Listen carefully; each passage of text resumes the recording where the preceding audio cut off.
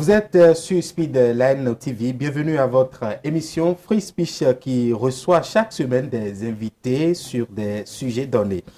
L'un des enjeux majeurs des législatives de 2023 est la participation réelle de l'opposition au scrutin. Certains états-majors des partis de l'opposition s'activent déjà pour ne point manquer à ce grand rendez-vous. À l'instar des démocrates, un parti politique qui a manqué les présidentielles passées et qui est très attendu cette fois-ci. Mais ces dernières heures, un doute plane sur la participation ou non de ce parti politique au scrutin de 2023. Un doute qui est né suite au dernier communiqué du dit parti politique qui exige du régime actuel certaines garanties pour une élection inclusive. Que peut-on comprendre par ces conditions? Le parti Les Démocrates participera-t-il aux législatives de 2023?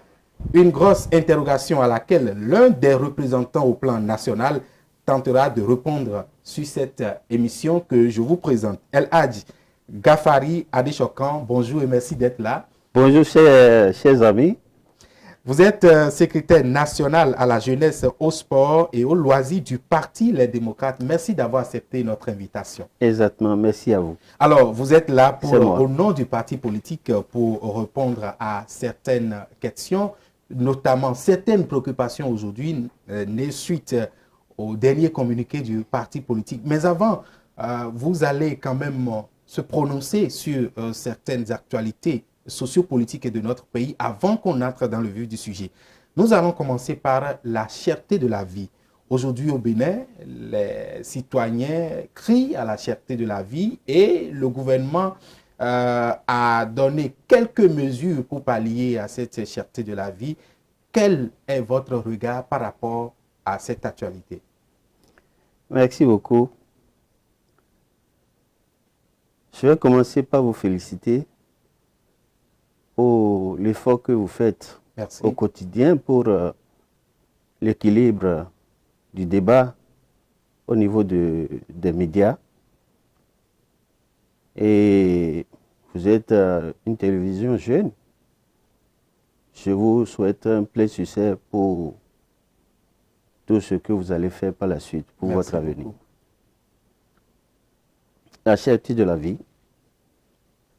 Avant d'aborder la question, je vais aussi saluer les téléspectateurs qui nous écoutent et qui ont soif de la vérité. Parce que pendant longtemps, la normocommunication du pouvoir en place a mis mes bases sur les informations dans notre pays. Non, mais vous avez l'occasion quand même de vous opiner. Je pense que ça a commencé il n'y a pas longtemps. Et nous nous réjouissons. C'est pourquoi il faut toujours vous féliciter pour cet effort-là qui nous arrive et qui fait que on a besoin de nous au niveau des chaînes pour qu'on puisse donner nos parts d'appréciation de la vie sociopolitique de notre pays. En ce qui concerne le sujet que vous venez d'évoquer, la situation, elle est dramatique. Elle est dramatique. Je ne vais pas y répondre directement. Je vais rappeler qu'il y a eu des précurseurs qui ont mené à la cherté de la vie. Et ces précurseurs-là, sans vous mentir, c'est de la responsabilité du pouvoir en place au départ. Responsabilité du pouvoir en place qui vous souviennent. Il faut serrer la ceinture. C'est le pouvoir en place. Il faut soumettre tout le monde. C'est le pouvoir en place. Il faut imposer à outrance les contribuables béninois. C'est le pouvoir en place. Le pont péage, au début, a été doublé. Tout ça là, c'est le pouvoir en place. C'est pour que le gouvernement puisse trouver les ressources nécessaires pour donner des infrastructures nécessaires au pays. Le péage, par exemple. On a connu 3 gouvernements successifs depuis 1990. Le président Tsoglo est passé, le Kérékou est venu, Yaïboni est venu. On ne nous a pas si autant pressuré, comme ce qui se passe aujourd'hui. Les licenciements, tous azimuts, c'est le pouvoir en place. Les liquidations des sociétés, des entreprises qui fonctionnent bien, c'est le pouvoir en place.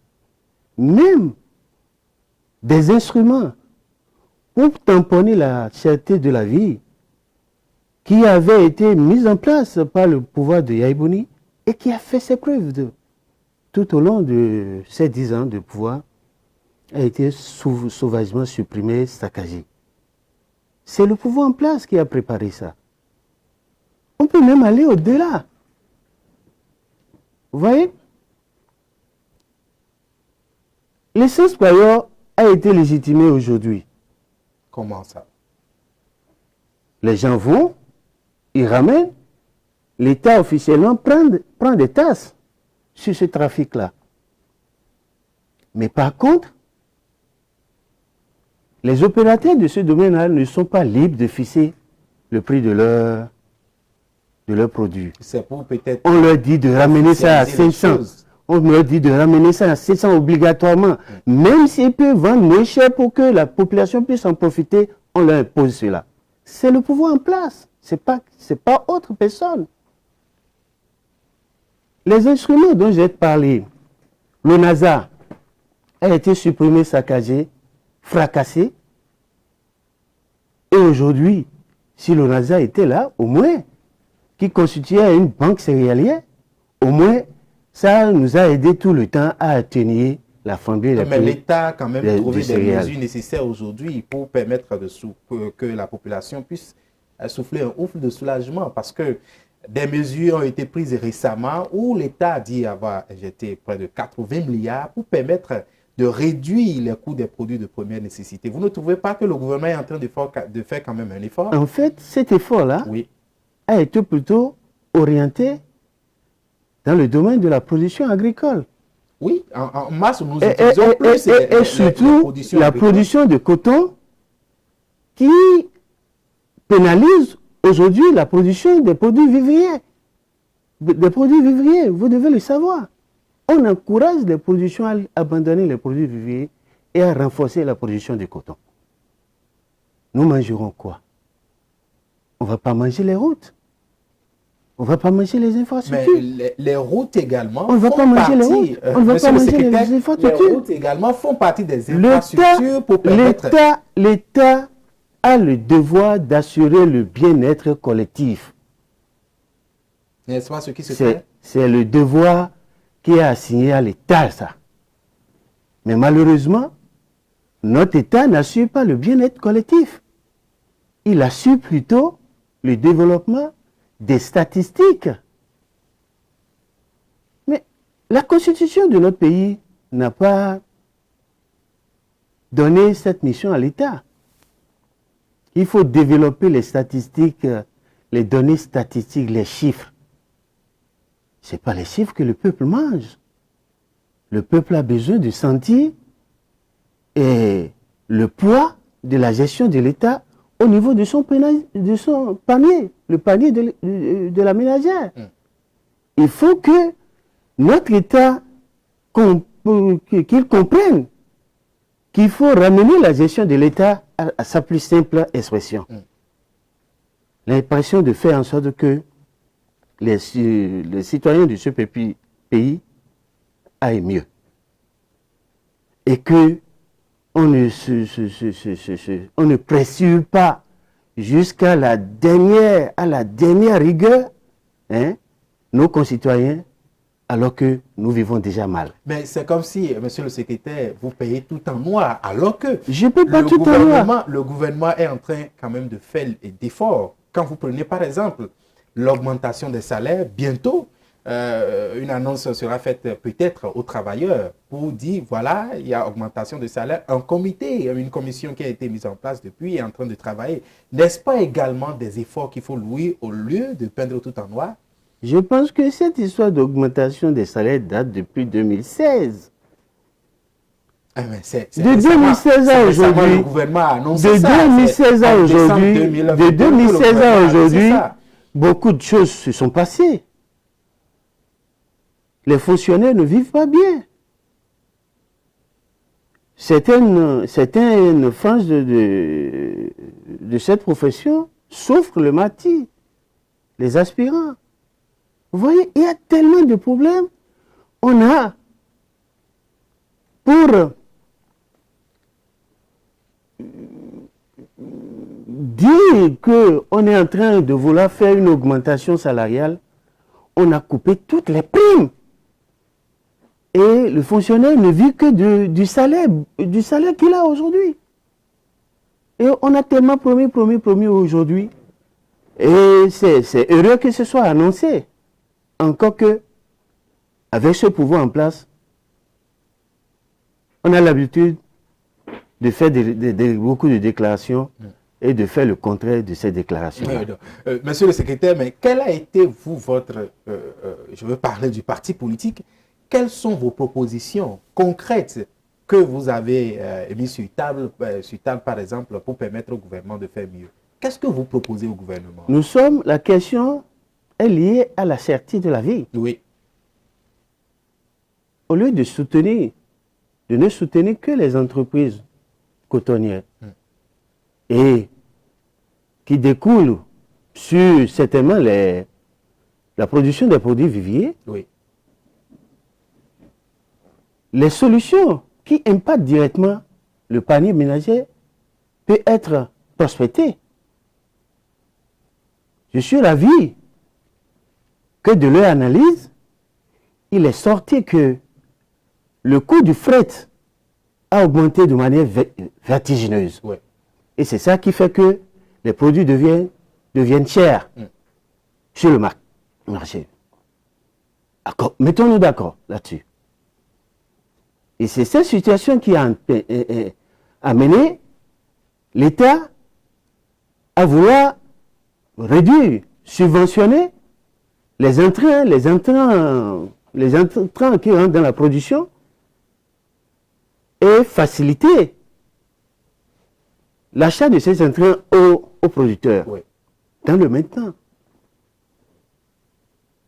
on peut impacter aussi les produits à l'exportation qui sont soumis aux mêmes règles de production, aux mêmes règles de commerce. Ce sont des propositions. Aux mêmes règles de commerce. Par exemple, la douane. Pas la douane. Oui. Pourquoi la douane, on n'agit pas sur la douane? Vous voulez que je vous dise pourquoi? Pour construire les vous voulez que je vous dise pourquoi? Oui, allez-y, monsieur le secrétaire. La douane aujourd'hui est entre les mains d'un opérateur privé. Non, vous n'allez pas quand même dire ça. Les opérations douanières se retrouvent entre les mains d'un opérateur privé. Même si c'est dans la main d'un privé, si on y touche aujourd'hui, ça profite à la population. Si on y touche aujourd'hui, on touche les intérêts de cet opérateur-là. Je vais éviter de dire les noms, au risque de vous tasser de gênant prochainement. Mais il va falloir qu'au-delà de la subvention sur les intrants, qu'on subventionne aussi les produits de première nécessité. Mais ça ne suit pas. Ça ne suit pas. Oui. Vous avez vu, les producteurs de ciment ont résisté. Ils continuent de résister. Ils ne comprennent pas que mon produit me revient cher et qu'on me dit de me vendre ça au rabais. Il faut que l'État aussi consentir des sacrifices pour aider à ce que ça marche et qu'on arrive à baisser les prix réellement. Est-ce que ce ne sont pas ces commerçants qui ne respectent pas les prix fixés par le gouvernement? Je vais vous dire une chose. Oui. Il y a un produit, avant 2016, la douane ne prend que 6 millions là-dessus. Oui. Aujourd'hui, c'est à 18 millions. Aujourd'hui, c'est à 18 millions. Vous pouvez comprendre pourquoi? On veut assainir le secteur, mais l'arbitrage que, comme on appelle, les douaniers faisaient pour avoir une base consensuelle entre le commerçant et l'État pour aller à la douane et faciliter l'écoulement des produits, cet arbitrage-là n'existe pas. On impose On impose. Et vous voyez, en général, le Nigeria qui venait au Bénin pour s'approvisionner sur un certain nombre de produits, c'est compliqué, c'est difficile. Nous revenons plus cher aujourd'hui. Et que dans le même temps, les opérateurs nigériens, ils en commandent directement. Alors que la facilité pour les nôtres d'avoir les mêmes produits, si on n'avait pas la pression de la douane qui fait en sorte que on doit presser tout le monde. On doit presser tout le monde. Je suis d'accord. Je suis d'accord que l'État a besoin de ressources. L'État veut rentabiliser quoi? L'État a le devoir d'assurer le bien-être de sa population. Un peu, c'est tout, c'est pas deux choses. Et c'est ce qu'on leur demande. C'est la proposition de notre parti, ça. On veut que notre État aille mieux. On veut que le peuple béninois profite de la gestion de son État. On vous aura compris, monsieur le secrétaire. Nous allons quitter le social pour aborder le volet politique très rapidement avant de revenir sur le communiqué qui fait polémique depuis quelques jours. Le bilan aujourd'hui de la 8e législature à laquelle vous n'avez pas participé. Comment vous trouvez le travail fait par 7 députés depuis bientôt 3 ans? Nous rentrons progressivement dans la 4e année. Vraiment, je n'ai pas la langue de bois. J'aime dire les choses telles qu'elles sont. Les choses sont comment? C'est ça qu'on veut savoir. Vraiment. C'est une législature de la honte. Comment ça?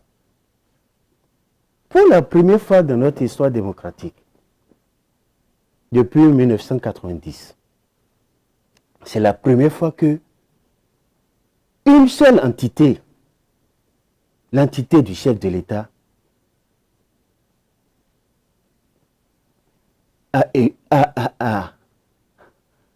a nommé, a élu, les députés ont été élus, monsieur le secrétaire. Puisqu'il n'y a pas de compétition, on a vu ce taux de participation. Il y avait quand même on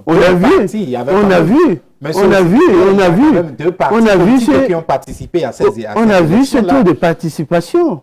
On était au Bénin. Il n'était mentionné. On a vu ce taux de participation. On a vu ce taux de participation. Même les zones dans lesquelles les élections n'ont pas eu lieu ont été nantis de députés. Les élections n'ont pas été reprises à ces niveaux-là. C'est pourquoi je dis, mais il n'y a pas de fierté à dire que je suis député de la 8e législature. Il n'y a aucune fierté. Et puis encore, ce qui est grave, les lois chrysogènes que nous connaissons aujourd'hui, qui ont amené des catastrophes électorales dans notre pays, c'est cette législature qui nous a dotés de ça. Et ce qui est encore... Donc, quand vous parlez ce que je ne comprends pas. Quand vous parlez des lois chrysogènes, quand nous prenons par exemple les élections législatives de 2019, ces lois étaient votées avant cette législature. Donc, ce ne sont pas ces députés qui sont là qui ont voté cette loi-là, monsieur le secrétaire. Que diras-tu des présidentielles de 2021? C'est les lois qui ont fait que nos candidats, les candidats de l'opposition ont été exclus de la compétition sous prétexte de défaut de parrainage. Et ce parrainage-là, on va dire que c'est à ton adversaire de te donner le pouvoir pour l'abattre.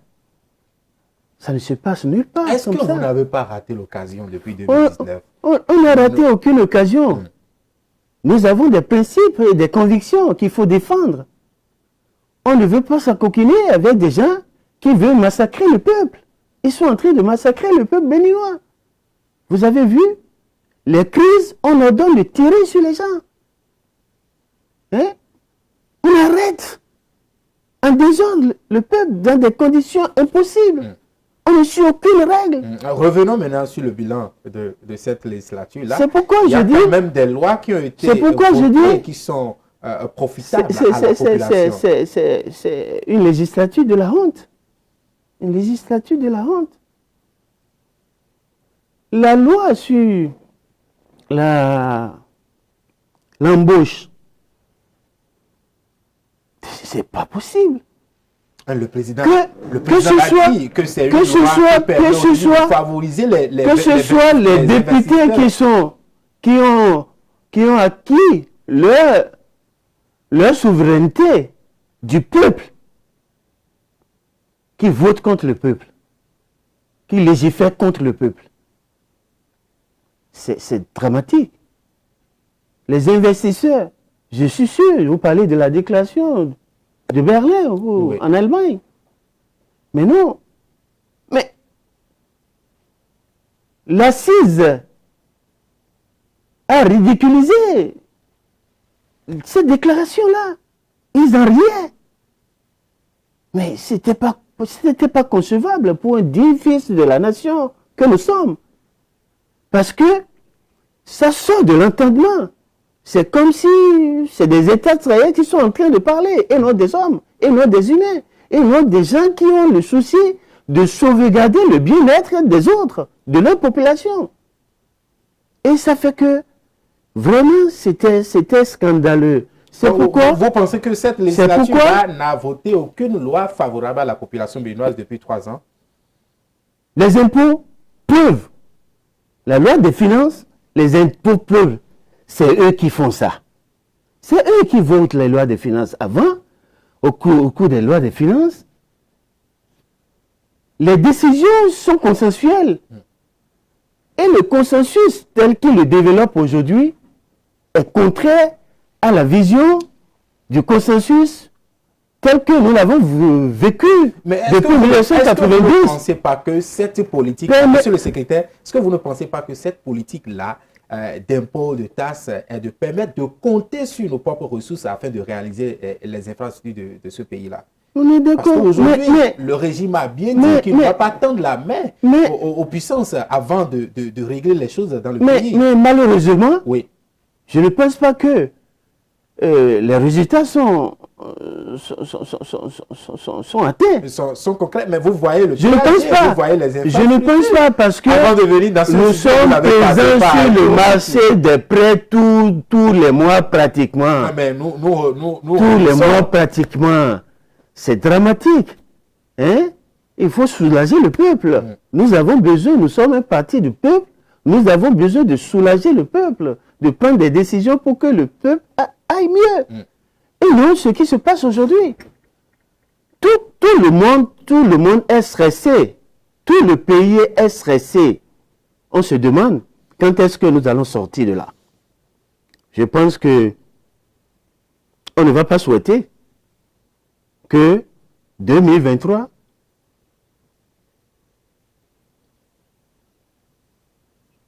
qu'on ait les mêmes. Soit comme 2019. Comme soit 2019, ce serait dramatique. Ce serait dramatique.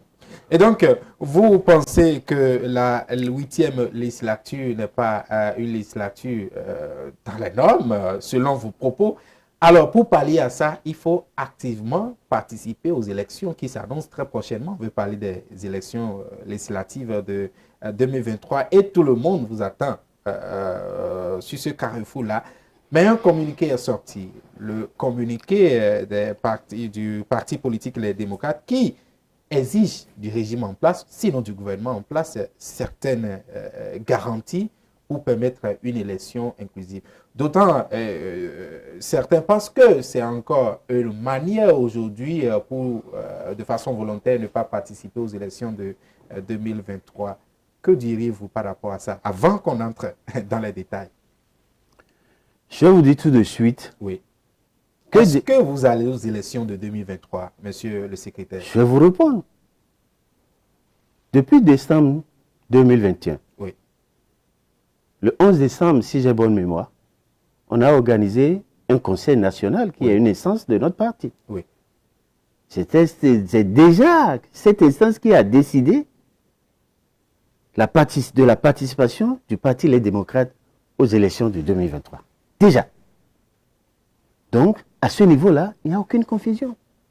C'est déjà acté que nous devons participer à ces élections-là. Alors, pourquoi alors se communiquer avec des exigences, si on peut le dire?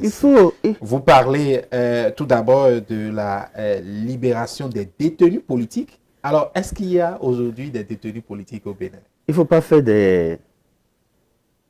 une mauvaise interprétation de l'appel que nous avons lancé. Nous savons que nous voulons participer aux élections. D'accord. Comme d'ailleurs à toutes les élections. Comme d'ailleurs à toutes les élections. Mais vous posez certaines conditions. Non. Vous savez, l'organisation d'une élection libre, transparente, inclusive et paisible requiert un certain nombre de conditions, de conditionnalités. Il faut par exemple la description de la situation sociopolitique de notre pays. Et pour y faire, il faut forcément libérer les détenus, c'est ça? Tous les problèmes qui fâchent, tous les problèmes que le pouvoir en place a délibérément, tous les torts que le pouvoir en place a délibérément causés à ce peuple-là, il faut qu'on rétablisse pour qu'ils nous montrent leur bonne foi pour une toute première fois. On ne sent pas en eux qu'il y a une bonne foi à aller à favoriser la participation des démocrates aux élections. Parce que d'habitude, ils font des déclarations, ils disent des choses et ils font le contraire par la suite. Vous parlez par exemple de la libération des détenus politiques. Je vous ai posé la question tout à l'heure de savoir, est-ce qu'aujourd'hui au Bénin, il y a des détenus politiques? Vous voulez que je répète ce que tout le monde entier sait déjà? Non, tout le monde comment? Oui, tout le monde entier. La justice, tout le monde entier le sait. Que le gouvernement ne reconnaît pas qu'il y a des détenus politiques. Rikia Madougou a été arrêtée. Elle a été arrêtée dans des conditions dramatiques. Mais cela ne veut pas dire qu'elle a eu des détenus politiques. Elle a été arrêtée parce qu'elle a osé dire que je suis candidat aux élections de 2021. Ah bon? C'est tout. Joël Aïvo a été arrêté parce qu'il est candidat aux élections de 2021. Et c'est tout. On le sait, tout le monde le sait, le monde entier le sait. C'est pas quelque chose que nous devons ressasser, répéter tout le temps. On sait que c'est la réalité de notre pays aujourd'hui. Adam Condé est en prison depuis plus d'1 an. Pour rien. On ne sait pas. Il y en a plein de jeunes en plus qui sont en prison, qui sont gardés là. On ne se soucie même pas de leur sort. Alors que la Constitution exige que l'État garantisse la liberté, le droit de circuler, la liberté, toutes les formes de liberté aux citoyens de notre nation. Et avec ces gens de démarches, ces gens de situation, on est encore en train de violer ce que prescrit la Constitution. Et je me demande, quand est-ce qu'on va en sortir? Il faut que le gouvernement nous montre des signaux de bonne foi. Nous n'en avons pas, nous ne voyons rien. On ne voit rien. Et en plus, je ne sais pas si je peux débaucher sur tout. Mais on parle par exemple également du retour, favoriser le retour des exilés politiques. Est-ce qu'il y a des exilés politiques? C'est le parti qui sont en exil, monsieur le secrétaire, paraît-il que c'est la justice qui les cherche. Est-ce qu'ils ne vont pas revenir également au pays pour répondre à la justice, à la convocation de la justice? Vous voyez, au lieu revenir prendre 20 ans de prison sur des situations que vous n'avez pas commises, revenir aller prendre 10 ans de prison pour des faits que vous n'avez pas fait. Mais c'est des faits qui leur sont... Mais non, moi c'est salutaire pour eux de rester là où ils sont, jusqu'à ce qu'on arrive à une situation où on va arriver à une amnistie ou à quelque chose qui leur permet. Pour en arriver là, la meilleure manière n'était pas de participer, d'aller aux élections, d'être à l'Assemblée nationale et maintenant d'exiger ces conditions. Je vous avais déjà... Est-ce qu'on devrait exiger ces conditions-là en amont ou aller aux élections d'abord, être au Parlement et exiger des Je pense que je vous avais dit que oui, nous n'avons aucune conditionnalité pour aller aux élections. On a déjà dit nous allons aux élections depuis décembre. On est entièrement d'accord. On est entièrement d'accord là-dessus. On n'a même pas de doute. Oui. Mais pour favoriser la description de la situation sociopolitique de notre pays, de notre État, de notre pays, il faut des signaux. Il faut que l'État nous rassure, nous donne sa bonne foi. Vous voyez, en 2019, c'est un certificat de conformité qui n'est présent dans aucune loi de notre pays. Que la Cour constitutionnelle décrète et dit qu'il faut conditionner les élections la partition, le dépôt des dossiers par ce document-là, administratif, qui serait délivré par le ministère de l'Intérieur et sous sa calafia. Vous voyez ce qu'il y en est? Le président de la République a donné des ordres au ministère. Vous avez le certificat au ministère. A donné des ordres au ministère de faire une veille pour satisfaire tout le monde. Déjà à 19h, il n'y avait plus personne dans ce ministère-là. Nous avons eu les opportunités pour aller les voir, pour dire voilà, nos dossiers, voilà, donnez-nous notre certificat, parce que le chef de l'État a promis de donner le certificat au FCBE d'alors. Mais non, il n'y avait personne au ministère. C'est pourquoi nous sommes toujours sceptiques, inquiets. Ils peuvent faire ce qu'ils veulent. Ils font ce qu'ils veulent. Et c'est ça que je pleure pour mon pays. Je pleure pour mon pays. Je ne vois plus mon pays. Je ne vois plus la démocratie de mon pays. Je ne vois plus le bien-être social, spirituel de mon pays. Tout le monde est stressé à tous les niveaux. Et on n'a plus confiance à l'État. Il faut que l'État travaille à ce que nous reprenions confiance à notre État. Ce qui se passe jusque-là, c'est pas bien. Et l'une des conditions, vous parlez également de la présence de l'opposition à tous les niveaux du processus. Aujourd'hui, il y a l'EI, la liste électorale informatisée, qui est là. Il n'y a pas l'opposition. Mais il y a quand même qu'aujourd'hui, l'État fait tout possible, fait tout le nécessaire, n'est-ce pas, pour qu'il y ait une élection inclusive en 2023. Est-ce qu'aujourd'hui, puisque vous n'êtes pas élu à l'Assemblée nationale, est-ce que forcément vous devez être représenté dans ces différentes instances-là avant de participer aux élections de 2023? L'État a caporalisé l'organisation des élections. Ce qui n'est pas normal.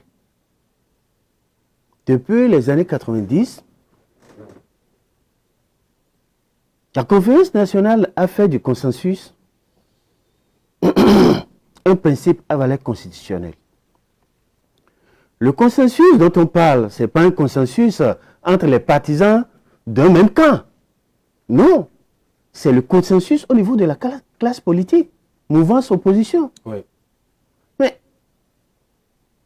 eux autres, ils l'interprètent comme le consensus au niveau parlementaire, qui est constitué d'un seul camp, le camp du pouvoir du chef de l'État. Mais le consensus devrait quitter le Parlement. Mais voilà pas au Parlement. C'est eux. Alors, on devrait faire avec les forces en présence au Parlement.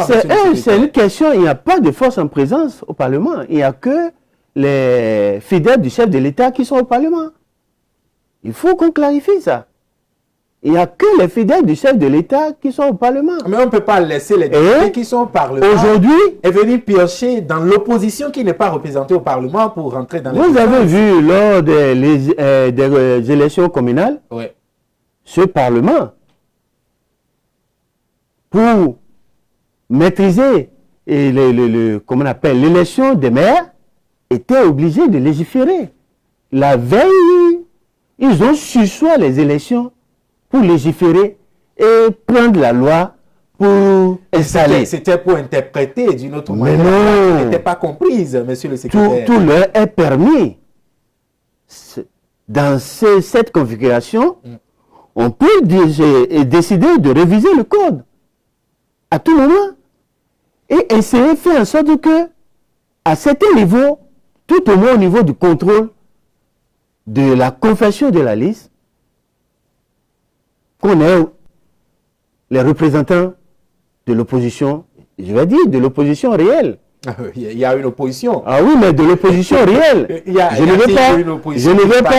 ne vais pas parler d'opposition façonnée par le pouvoir. Non, il y a aujourd'hui... Vous le savez. L'opposition, il y a le chef de file de l'opposition aujourd'hui. Vous le savez. Vous le savez que ce chef de file de l'opposition... avec son parti, sont des soumis du chef de l'État. Non, vous n'allez pas dire ça. Ils ont également des élus aujourd'hui. Appelons chaque chose par son nom. Nous ne voulons pas de ça. Nous voulons que le chef de l'État nous montre une bonne foi pour toute première fois. 3 élections successives ont été organisées de manière chaotique, scandaleuse, dramatique, cauchemardesque. Rien que des mots négatifs, il faut qualifier cela. Et vous voulez qu'on ne réclame pas cette fois-ci, tout au moins, que la rupture soit capable de nous organiser une élection crédible. Mais vous avez le certificat de conformité. Paisible. Vous avez tout ce qu'il faut aujourd'hui pour aller aux élections. Est-ce que vous avez forcément besoin, je vous retourne encore la question, est-ce que vous avez forcément besoin qu'on libère ce que vous appelez des détenus politiques, qu'on favorise ce que vous appelez le retour des exilés politiques, qu'on ait la présence de l'opposition au niveau des instances avant d'être désigné aujourd'hui député ou siéger à l'Assemblée nationale? La Constitution, besoin de ça. La Constitution de notre pays, qui est notre Bible, je crois que je dois l'avoir, a été claire. Plus jamais d'exilés dans notre pays. Plus jamais de prisonniers politiques dans notre pays. Je parle même de notre Constitution révisée en novembre 2019, dans des conditions que nous savons. Et depuis jamais ça, voilà qu'aujourd'hui, il y a plein d'opposants politiques au niveau de nos prisons. Plein d'exilés politiques hors de notre pays. Ne parlons pas des clandestins, ceux qui ont senti que on les recherche, ils ont fui parce que prendre 10 ans de prison, 20 ans de prison pour des fautes que vous n'avez pas commises, c'est grave. Et moi je dis, dans ces conditions-là, il faut que le chef de l'État nous rassure. Il ne nous rassure pas. Il ne nous rassure pas du tout. L'organisation de la liste électorale est entre les mains d'un seul camp. On n'a jamais vu ça. On n'a jamais vu ça. On a fait 30 ans de vie démocratique, bien nourrie, avec des alternances au pouvoir, avec à tous les niveaux, élections législatives, élections présidentielles, élections locales et communales. On n'a jamais vu ça. Et ils font sa tête baissée, ils font boubou, tête baissée. C'est dramatique. Il faut que le chef de l'État nous montre les gages de la décrispation de la situation sociopolitique pour qu'on, cette fois-ci, qu'on ait tout au moins confiance, rassuré que nous allons à une élection où, à la fin, qu'on ne va pas commencer par courir, chasser, emprisonner les gens en désordre ou encore faire fuir les gens du pays. Alors, la question qui brûle toutes les lèvres aujourd'hui, c'est suite à ce communiqué-là, à ces exigences, à ce que vous voulez que le régime fasse avant, pour que les élections soient vraiment inclusives, c'est qu'au cas où ce régime ne va pas donner suite favorable à ces différentes conditions, qu'allez-vous faire? Je vais peut-être vous aider à reformuler un peu la question. La question. Allez-y. Ne parlons pas de conditionnalité pour participer aux élections. Parlons plutôt de conditionnalité pour la décrispation de la situation sociopolitique. Je suis entièrement d'accord. Simplement. Au cas où le régime n'allait pas donner suite favorable à ça, qu'est-ce que vous avez fait? J'avais déjà donné la réponse. Depuis le 11 décembre, le parti, par son conseil national, a déjà décidé de participer aux élections de 2023. C'est fini. Comprenons ça comme ça. Les interprétations ne sont pas sont non avenues. Il n'y a rien de cela. Nous, on veut participer aux élections. La mission, l'objectif d'un parti politique, c'est de conquérir le pouvoir. Et le pouvoir ne peut être conquis que par les unes et par leur participation aux élections. Et je pense que il revient au chef de l'État de donner les gages pour une élection transparente. C'est ce que nous demandons. C'est pas trop demandé. Tout à fait. C'est des trucs assez simples. S'il libère, nos cadres, nos meilleurs cadres sont entre les mains du pouvoir. En prison, chassés du pays, en clandestinité parce qu'ils ont peur.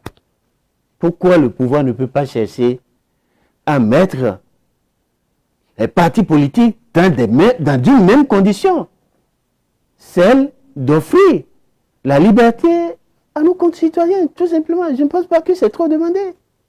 C'est tout à fait cela.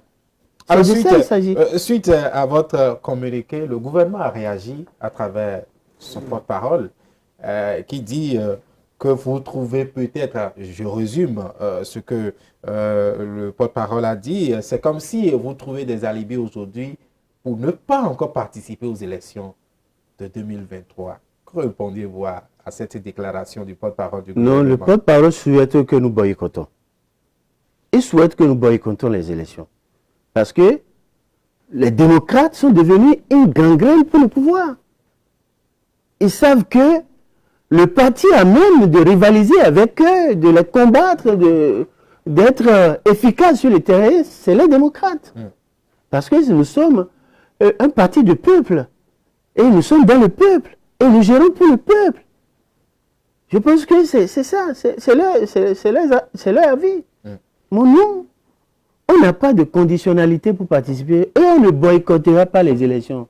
On n'a d'ailleurs jamais boycotté. C'est eux qui nous ont exclus tout le temps. Ils l'ont fait en 2019, ils l'ont fait en 2020, ils l'ont fait en 2021. Vous voyez, le peuple en est témoin. Je n'invente rien. C'est ce qu'ils ont fait que nous ne faisons que dire. Et nous demandons, pour cette fois-ci, qu'ils nous offrent les gages d'une élection, de l'organisation d'une élection libre, transparente, inclusive, paisible. C'est tout ce qu'on demande. Je ne pense pas qu'on demande trop. La démocratie l'exige. Et en tant que démocrate, comme notre nom, le CFI, c'est bien. Oui. Nous ne pouvons que défendre les principes démocratiques. Et c'est à cela que nous appelons. Alors, monsieur le secrétaire, le chef de l'État. Monsieur le secrétaire national de la jeunesse, loisirs et sport du parti Les Démocrates, nous allons évoquer juste un dernier volet de notre émission. Il s'agit de votre lien, de vos relations aujourd'hui. Je veux parler du parti politique avec d'autres partis politiques de l'opposition.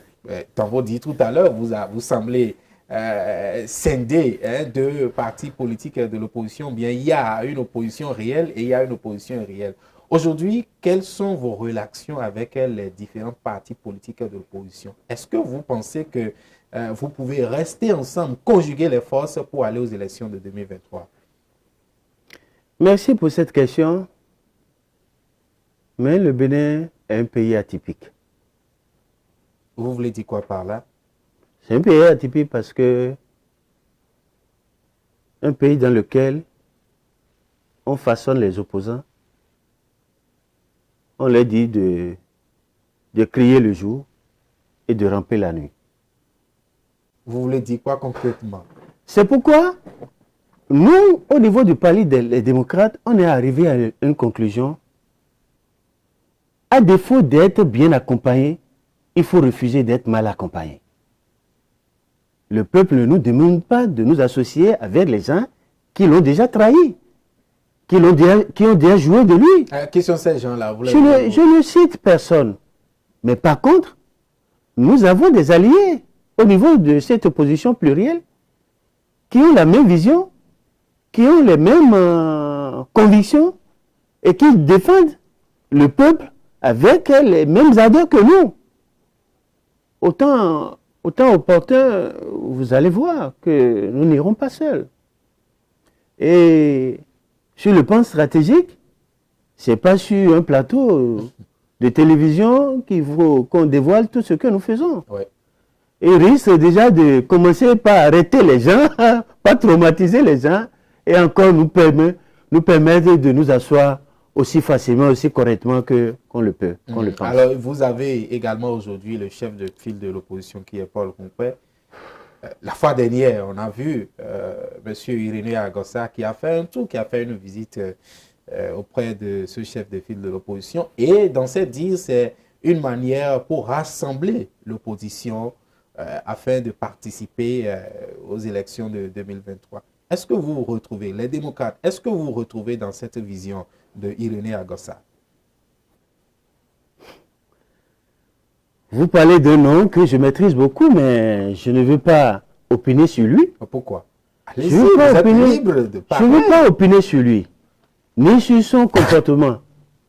Je vous avais dit, tout simplement, à défaut d'être bien accompagné, nous refusons d'être mal accompagnés. Nous refusons d'être mal accompagnés. Et, vous savez, qui a bu, on a l'habitude de dire, qui a bu boira. Je vais vous laisser sur ces deux expressions, à vous de savoir. Mais, je vous répète, nous sommes en train, pour parler avec certaines figures de l'opposition, qui sont des gens de conviction et qui savent ce qu'ils font, qui ne rentrent pas la nuit. Et si tout va bien, au moment opportun, vous allez découvrir. Donc, vous pensez qu'aujourd'hui, les FCBE, je veux parler du parti politique de Paul Moupert, le parti politique de Irénée Agossa et d'autres partis politiques qu'on connaît, vous pensez que ces partis politiques-là ne jouent pas au franc jeu avec la population? Je vous pose la question comme ça, suite à vos différentes déclarations. J'ai dit, je ne veux pas opiner sur eux. Mais je vous ai déjà donné la démarche que nous avons au niveau du parti Les Démocrates. Je vais peut-être vous dire, il y a un moment, on a commencé des pourparlers avec le chef de file dit de l'opposition. Le chef de file de l'opposition, monsieur le secrétaire. En matière de représentativité, moi je ne vois pas. Réellement, en matière de représentativité, de charisme politique, de charisme et de dévouement à ce peuple-là, je ne vois pas. Est-ce qu'on doit regarder ce côté-là comme critère avant de choisir le chef de file de l'opposition? Les tests sont clairs. Aujourd'hui, seul le parti politique FCPE a des élus dans les communes. Donc, d'office, ça revient au chef de l'État de le choisir. Donc, est-ce qu'on a besoin de savoir son dynamisme? Nous, on ne veut pas rentrer au niveau du Parti Les Démocrates dans cette polémique-là. Hein? Vous reconnaissez quand même la légitimité. C'est leur affaire. C'est leur affaire. Vous reconnaissez la légitimité. C'est leur affaire. C'est entre le chef de file de l'opposition et le chef de l'État, ça. Ça ne nous concerne pas. Mais par contre, ce que je sais, pour les élections à venir, nous nous préparons activement à y participer. Et nous y participerons si Dieu le veut.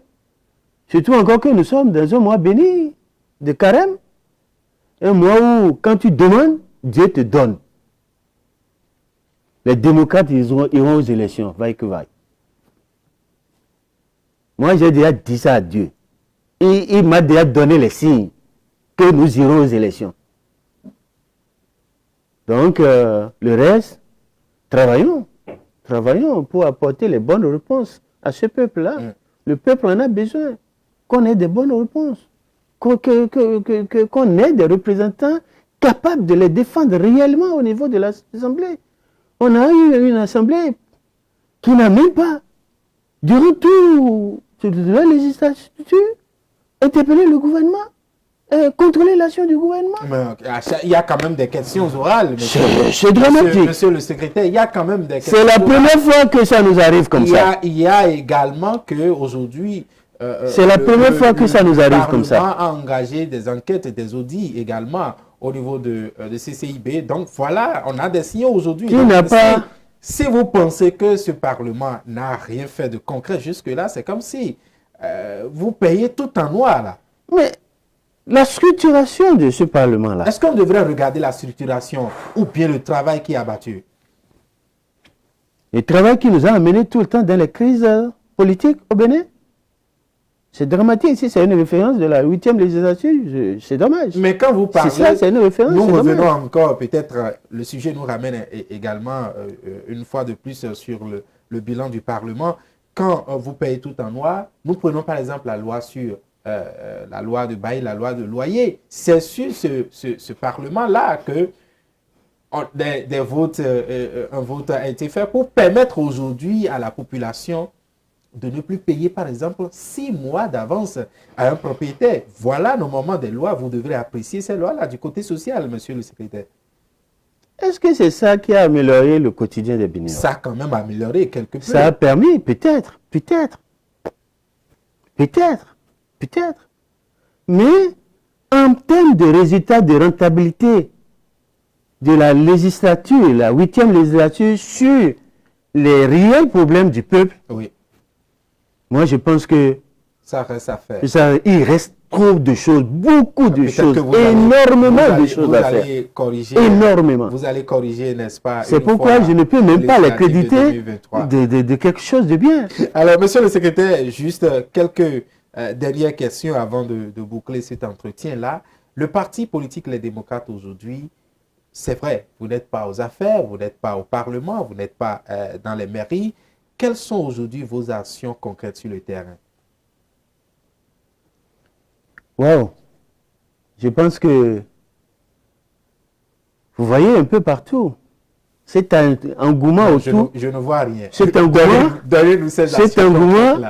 engouement autour des démocrates au niveau des contrées les plus reculées du Bénin.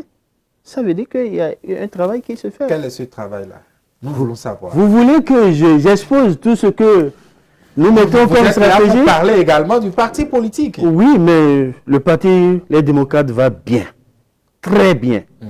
Et s'organise, continue de s'organiser et d'améliorer tout ce qu'il fait pour qu'on puisse être présent aux élections, à toutes les élections au niveau de notre pays. Merci, monsieur le secrétaire. Vous allez nous donner quelques derniers mots, votre mot de fin avant de boucler cet entretien. C'est déjà fini? C'est déjà fini. Alors, Akbar. Bon, je vais d'abord vous remercier encore une fois pour cette possibilité que vous nous avez offerte et qui nous a permis de dire un peu. On ne peut pas dire beaucoup. Oui. Au risque qu'on ne sorte que ça dégaine. Donc, on a dit un peu ce qui se passe dans notre pays. Oui. Et c'est dommage que le Bénin est devenu comme ça. C'est dommage. Je ne me sens plus à l'aise. Je ne me sens plus en sécurité. Et c'est l'état d'âme de tous les Béninois. Vous vous sentez en sécurité, là, vous êtes venu ce matin. Tous les Béninois. J'ai réfléchi. Mon épouse a dit, papa, tu vas encore. Ah, j'ai dit, non, c'est le parti qui m'a mandaté, pardon. Donc, vous voyez, tout le monde s'inquiète. Je ne veux pas de ce Bénin-là. Je veux d'un Bénin comme à l'instar de tous les pays démocratiques, capable d'offrir à son peuple toutes les libertés et les assistances possibles pour que le peuple aille mieux, pour le bien-être collectif. Je ne veux pas d'un Bénin où les dialysés n'arrivent plus à subir un traitement. Je ne veux pas d'un Bénin où l'on manque de tout. Et c'est une petite frange de la population qui s'accapare de tout. Je ne veux pas de ce Bénin-là. Je veux d'un Bénin où la prospérité est partagée. Et je pense que le Parti des démocrates, au Parlement, il veillera scrupuleusement. Et c'est pourquoi je demande à la population d'être sereine, qu'elle soit sereine. Et nous travaillons activement pour que notre présence au Parlement ne soit pas des moindres. Alors vous regardez dans la caméra et vous allez rassurer vraiment les populations que vous allez aux élections de 2023 malgré les conditions que vous avez posées. Je vous rappelle qu'on n'a posé aucune condition pour notre participation aux élections. On a seulement dit des conditions pour